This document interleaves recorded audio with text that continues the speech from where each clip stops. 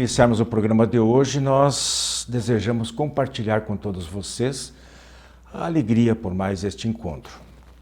A gente falou aqui, mas sempre vale a pena repetir e enfatizar que temos um profundo respeito por todas as religiões e, consequentemente, por todos os seus profitentes e até mesmo por aqueles que não seguem religião alguma, inclusive aqueles que afirmam não acreditar em Deus. Isso pode até, essa última situação, nos entristecer, mas temos que, acima de tudo, respeitar as opiniões e crenças e descrenças de cada indivíduo.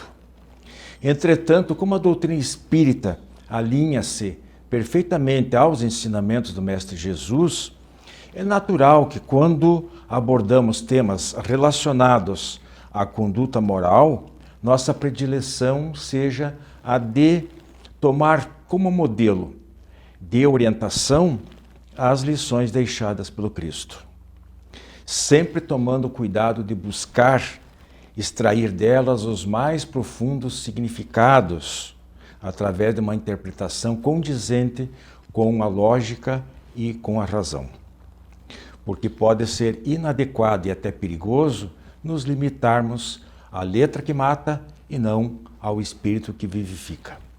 Pensando assim, nós escolhemos hoje para o nosso tema livre a frase "Vinde a mim os cansados e oprimidos", que de certa forma está relacionada a outras frases, outras afirmações de Jesus, como por exemplo, a cada um segundo suas obras, ou buscai e achareis, ou ainda pedi e obtereis.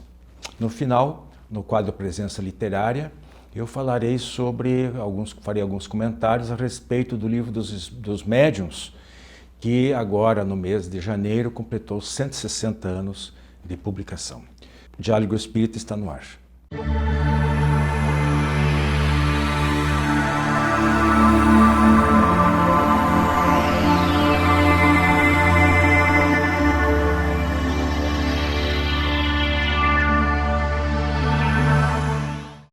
Amigos do Diálogo Espírita, estamos iniciando nosso tema livre. Hoje a gente vai falar aqui, juntamente com a Mariana e com a Andréia, tecer alguns comentários referentes a uma frase em particular de Jesus, quando ele afirmou: "Vinde a mim todos os que estáis cansados e oprimidos, e eu vos aliviarei." Vamos ver o que significa isso, né? No Evangelho segundo o Espiritismo, que reproduz boa parte dos textos de Jesus, e daí tem as reflexões, os comentários dos espíritos superiores e às vezes acréscimos do próprio Allan Kardec, está quase a mesma frase. Ele diz assim: "Vinde, pois, a mim, vós que sofreis e vos achais oprimidos, e sereis aliviados e consolados." Está assinado pelo Espírito de Verdade, mensagem recebida em 1861 em Bordeaux, na França. Então eu pergunto para vocês duas, pode ser a Andréia inicialmente.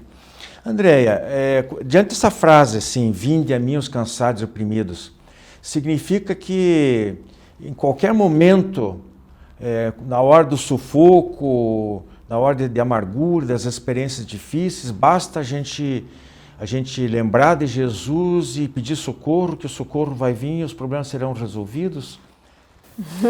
Difícil, né? Uma pegadinha. Milagre, né? não. Uma pegadinha, né? Não existe milagre, né? Nós precisamos fazer a nossa parte, né?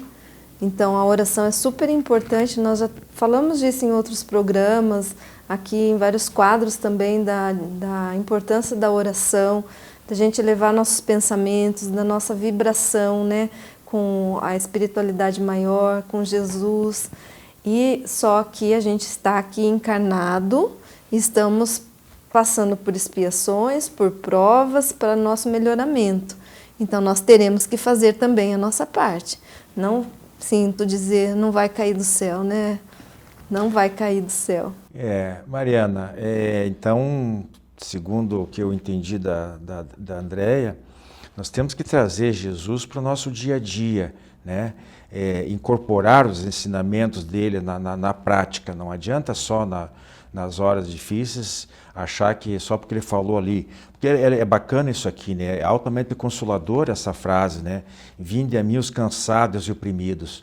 Porque realmente, como um mundo de provas e expiações, quase todos nós estamos sempre atravessando experiências mais difíceis, né? Às vezes tem alguns lenitivos, uns oásis no caminho, mas normalmente a travessia, a estrada é bem complicada, cheia de pedras, de escolhas, de espinhos e tal. Então, assim, precisamos ter Jesus no coração, quer dizer, no dia a dia mesmo. Com certeza, né? A importância da oração, de estarmos sempre ligados com Deus, com Jesus, diminuindo a distância que existe da nossa pouca evolução com Jesus, que é um modelo para nós. Então, a oração ela deve estar sempre em nossos pensamentos e nós devemos sempre vivenciar os exemplos de Jesus. Só na hora do aperto que nós iremos lembrar que Jesus existe, que Deus está ali.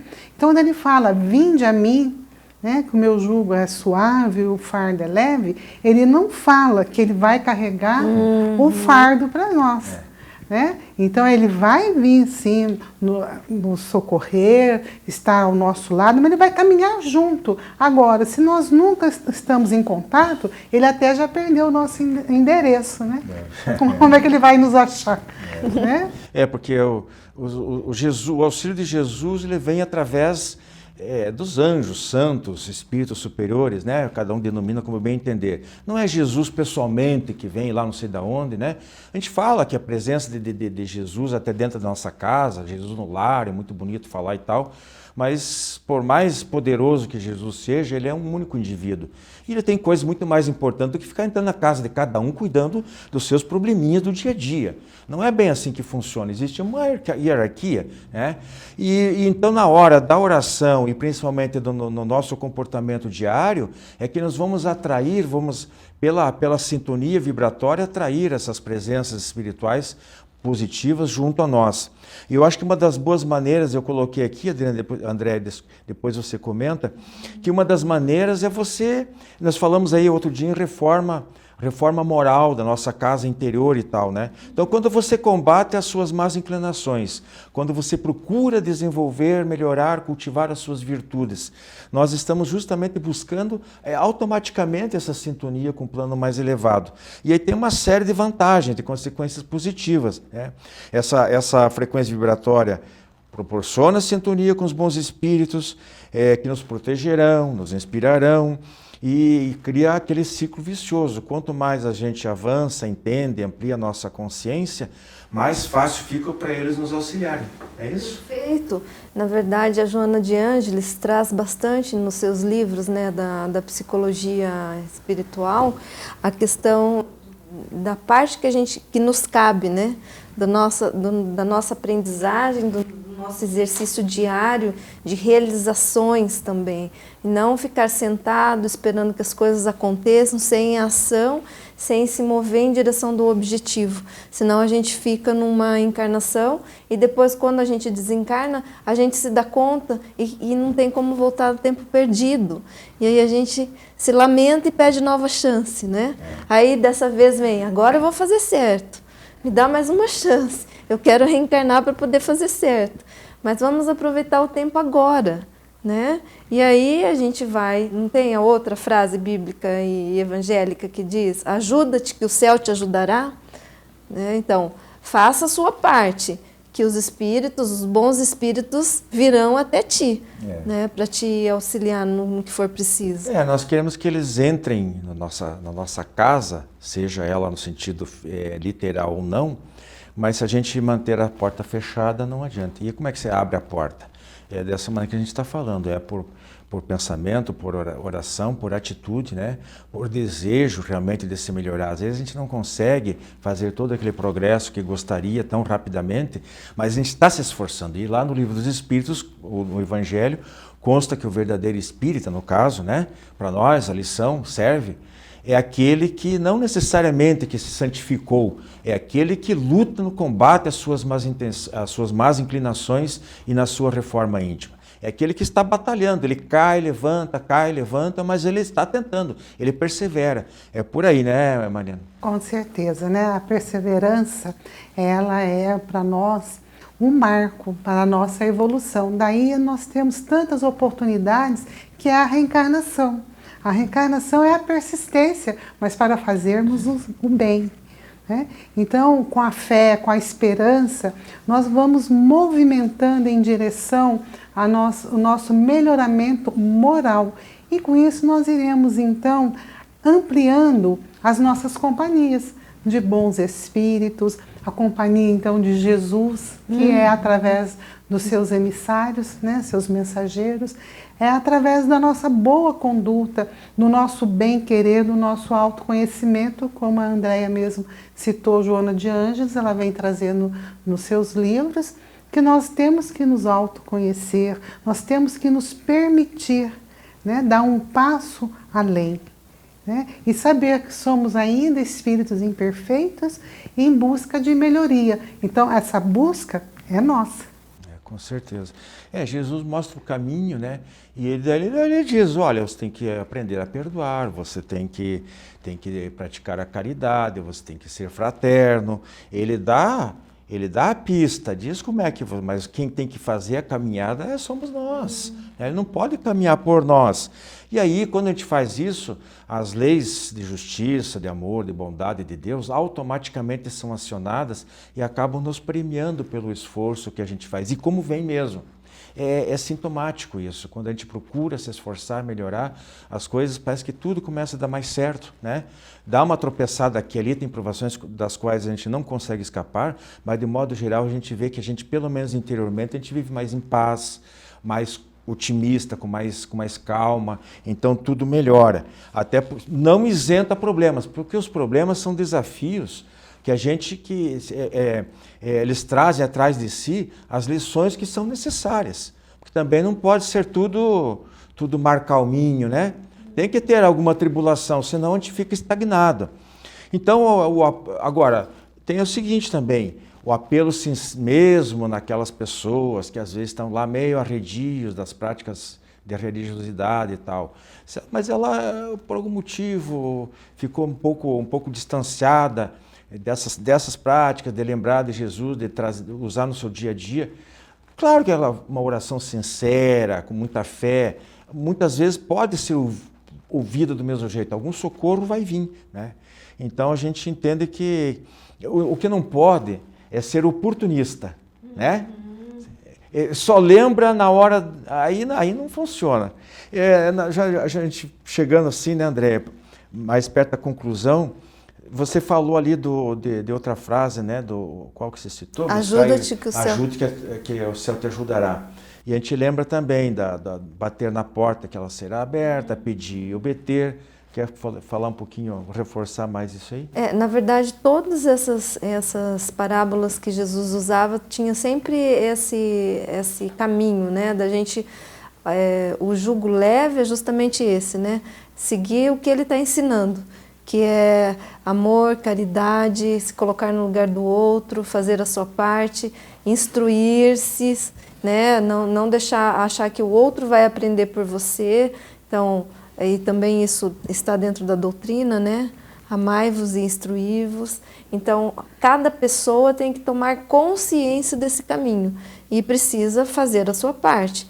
E se a gente usa alguns recursos para não vivenciar isso, quem sofre é a gente mesmo, não é verdade? Né? Vem a consequência, né? Eu queria, antes de passar novamente para a Mariana, lembrar um detalhezinho aqui, que eu coloquei lá na abertura, que o respeito que a gente tem pelas outras pessoas, das outras religiões, ou até mesmo aquelas que não seguem, um dia elas vão despertar, é um direito dela pensar que, até mesmo duvidar, às vezes a dúvida, a pergunta é mais importante que a resposta e por aí vai.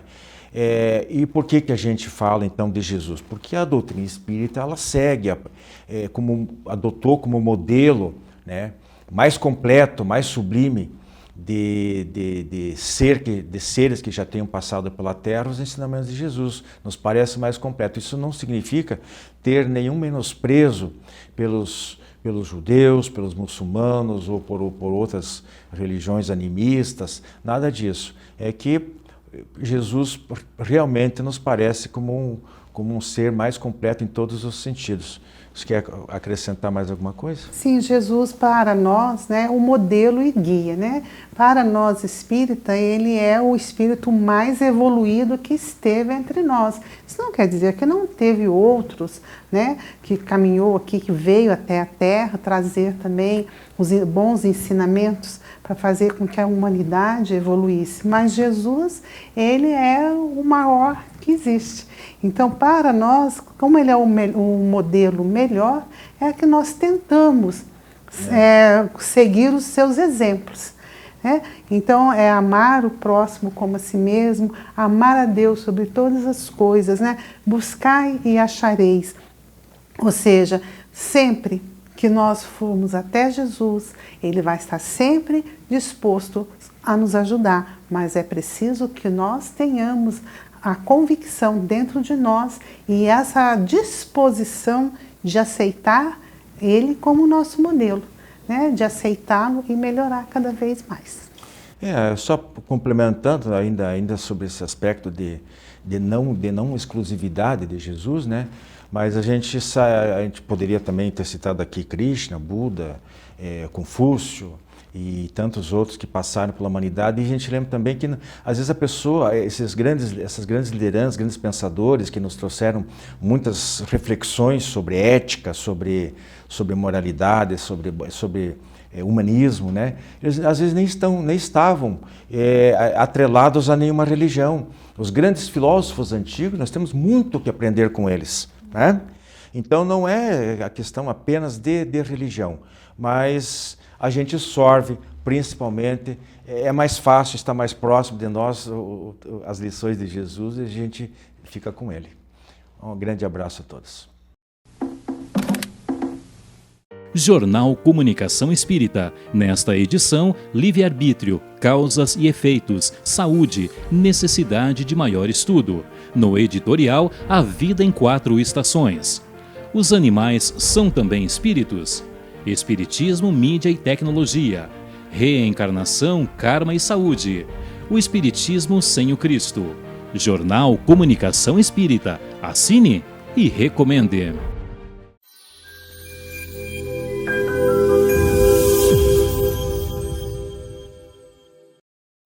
No FAQ de hoje, amigos, vamos tratar das palavras de Jesus. Foi na época da Páscoa, pouco antes da sua crucificação, em que os apóstolos dormiam e Jesus estava acordado. E então, quando eles acordaram, Jesus falou as palavras seguintes: nem ao menos 1 hora pudestes vigiar comigo? Vigiai e orai, para que não entreis em tentação. O espírito, na verdade, está pronto, mas a carne é fraca. Esse vigiai e orai que Jesus cita, ele é muito importante na aplicação do nosso dia a dia. Primeiro, o vigiai, que se traduziu aqui, quando vem do latim, a palavra é vigilare, que significa oposto do estado de sono, ou seja, desperto. Então nós podemos entender também como despertai e orai, porque esse despertai é um estado de despertamento, de observação, de perseverança no que se quer, no objetivo de estar em equilíbrio, e orai, que é a oração.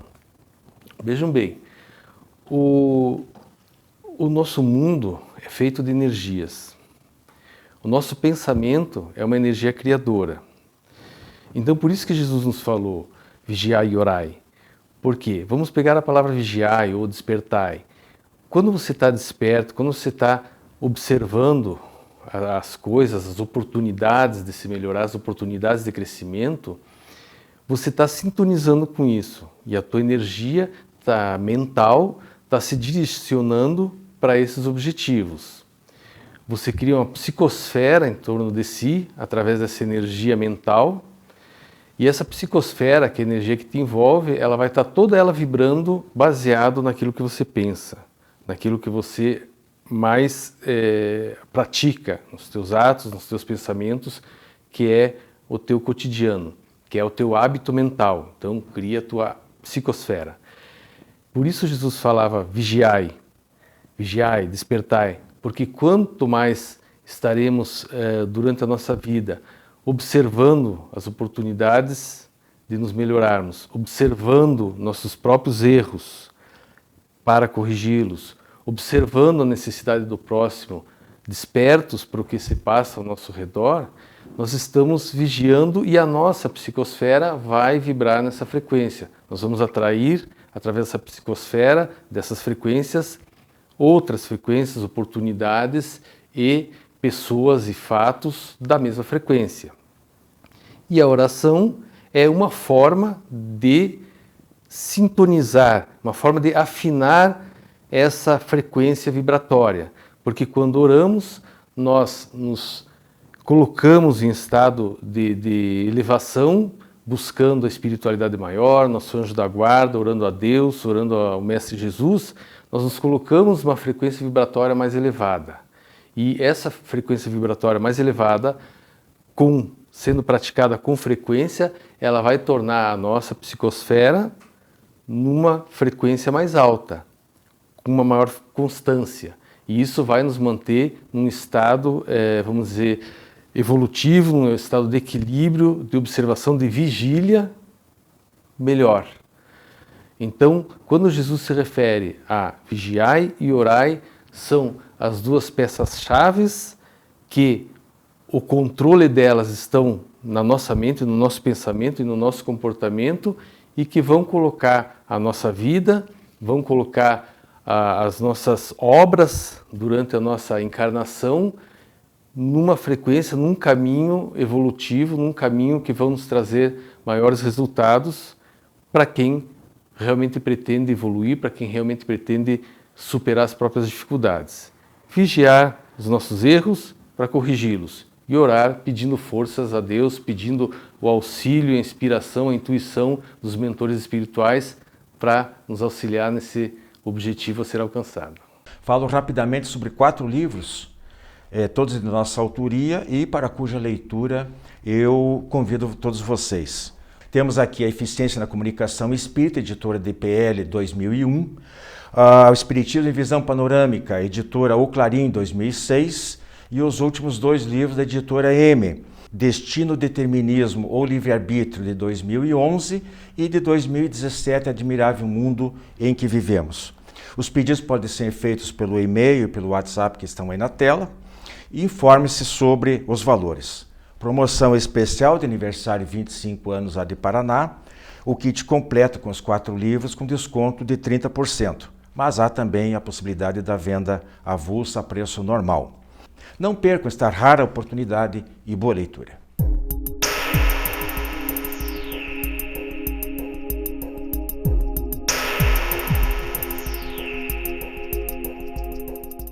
Prezados amigos, iniciando nosso quadro Presença Literária, nós recordamos inicialmente aqui as 5 obras básicas na ordem cronológica de publicação, as obras de Allan Kardec, as principais obras de Allan Kardec. Livro dos Espíritos, 1857, o Livro dos Médiuns, 1861, Evangelho segundo o Espiritismo, 1863, a Gênesis, 1865 e o Céu e o Inferno, 1868. Eu quero falar um pouquinho exatamente da segunda dessas obras, que é o Livro dos Médiuns, justamente por ter completado agora no dia 15 de janeiro passado 160 anos de publicação, de lançamento. Esse exemplar aqui que eu tenho em mãos é da edição, da 71ª edição.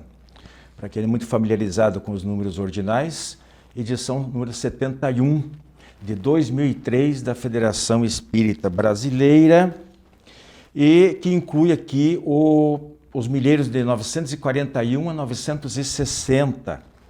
Observe-se que há outras editoras brasileiras que publicam o Livro dos Médiuns, o que nos faz pressupor que, com toda certeza, desde 2003, né, já tinha essa quantidade de livros vendidos, então o total já deve ter passado há muito de 1 milhão de exemplares. Aqui na revista, vou ler aqui da Revista Internacional de Espiritismo, de uma edição agora bem recente, um comentário transcrevendo palavras do próprio Allan Kardec na Revista Espírita que ele editava de janeiro de 1861. E o codificador dizia o seguinte a respeito dessa obra: ela constitui o complemento de O Livro dos Espíritos e encerra a parte experimental do Espiritismo, assim como este último contém a parte filosófica. Neste trabalho, fruto de longa experiência e de estudos laboriosos, procuramos esclarecer todas as questões que se ligam à prática das manifestações. De acordo com os Espíritos, contém a explicação teórica dos diversos fenômenos e das condições que os mesmos se podem reproduzir. Mas a seção concernente ao desenvolvimento e ao exercício da mediunidade foi de nossa parte objeto de particular atenção. O Livro dos Médiuns, ele é dividido em duas partes, sendo que a primeira contém 4 capítulos, tratando principalmente das diversas teorias de correntes de pensamento que na época tentavam explicar os fenômenos, a ocorrência desses fenômenos denominados na época de sobrenaturais. E a segunda parte contém 23 capítulos, cujos títulos eu lerei a seguir. Antes, porém, eu transcrevo um outro trecho de Allan Kardec, desta vez na edição de novembro de 1861, que ele diz assim: constatamos em nossas excursões a influência salutar que esta obra exerceu sobre a direção dos estudos espíritas práticos. Assim, as decepções e as mistificações são muito menos numerosas do que outrora, porque ela ensinou os meios de descobrir as astúcias dos espíritos enganadores. Essa segunda edição é muito mais completa que a precedente, encerra numerosas instruções muito importantes e vários capítulos novos. Toda a parte que concerne mais especialmente aos médiums, a identidade dos espíritos, a obsessão, as questões que podem ser dirigidas aos espíritos, as contradições, aos meios de discernir os bons e os maus espíritos, a formação das reuniões espíritas, as fraudes em matéria de espiritismo. Recebeu desenvolvimento muitos notáveis. Recomendamos com instância esta nova edição como guia o mais completo, quer para os médiuns, quer para os simples observadores. Então aqui vou ler alguns, pelo menos, os tópicos dos capítulos aqui, da segunda parte, para vocês terem uma ideia. Da ação dos espíritos sobre a matéria, das manifestações físicas, das mesas girantes, das manifestações inteligentes, das manifestações físicas espontâneas, manifestações visuais, bicorporeidade e transfiguração, do laboratório do mundo invisível, lugares assombrados, natureza das comunicações, e há vários tipos de mediunidade: psicografia, pneumatografia dos médiuns, médiuns escreventes ou psicógrafos, médiuns especiais, formação dos médiuns, inconvenientes e perigos da mediunidade, do papel dos médiuns nas comunicações espíritas, influência moral dos médiuns, a influência do meio, mediunidade dos animais, obsessão, identidade dos espíritos, evocações, perguntas que se pode fazer aos espíritos, contradições e mistificações, charlatanismo e embuste, e reuniões das sociedades, e dissertações espíritas para encerrar. Bem, só para vocês terem uma ideia. Eu penso que dispensa mais palavras, né? Isso já é suficiente para dar uma boa noção, uma boa ideia sobre o riquíssimo conteúdo desta obra que deve ser lida e estudada por todos os que estão ou pretendem se envolver com a mediunidade. Mas também para os estudiosos e curiosos em geral, né? A respeito desses tipos de fenômenos, as manifestações espirituais. E por falar em O Livro dos Médiuns, na semana que vem nós vamos tratar aqui no tema livre sobre aspectos diversos da mediunidade, sobre transes em geral, tipos de transe, particularmente o transe mediúnico, os mecanismos da mediunidade, como é que as coisas se operam, as manifestações espirituais. Portanto, não percam.